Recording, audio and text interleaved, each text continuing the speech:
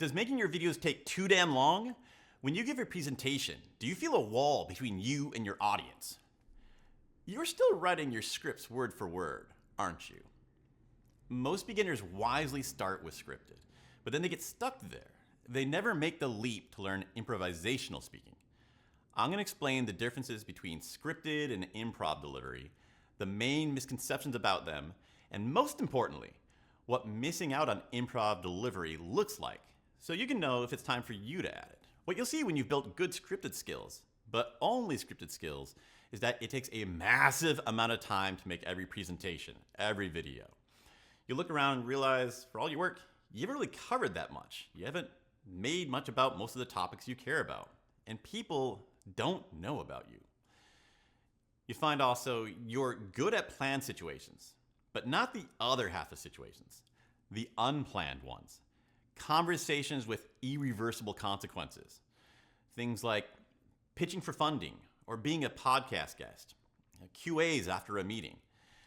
That one time, management had faith in you at an important meeting and pitched the question to you, and you sounded like this awkward beginner, not the expert that you are. Or at a coffee shop, you ran into a founder, an expert in your field, and instead of being able to have a great opportunity to have coffee with them and learn a whole lot and network, which you've been trying to do for months, it comes out all weird and he looks at you like a wannabe fan, not an expert in the same industry. And you made it harder to try and network with him in the future. Or that ever-present cold wall between you and your audience. Speaking seems to go well. They seem to react well. But afterwards, there's no connection, there's no follow-ups, no engagement, and no conversions. If that sounds familiar, what goes into developing that missing half of improv skill? First part, bullet point delivery. Shifting from word to word, you develop the skill to deliver quite eloquently off of bullet points. Fewer and fewer words that take less and less time to write and give you more room to express who you are, how you feel, and pay attention to the audience. The next part, mini structures of the existing things you're using to write your presentations. These easier to do versions of them, you can do it in your head. So on the fly, anytime, or in the middle of a longer segment, you can just do it in your head, piece it together, and things come out easy, natural, and fast. So just two things. People are scared to do this at first, but after they give it a try, their improvement accelerates and they get comfortable with it surprisingly fast. If this sounds like just what you need, before you start practicing, let's save you some time by clearing up the main misconceptions that people get stuck on. The first one, flaws are unforgivable. I have to do this perfect. I can't make any mistakes.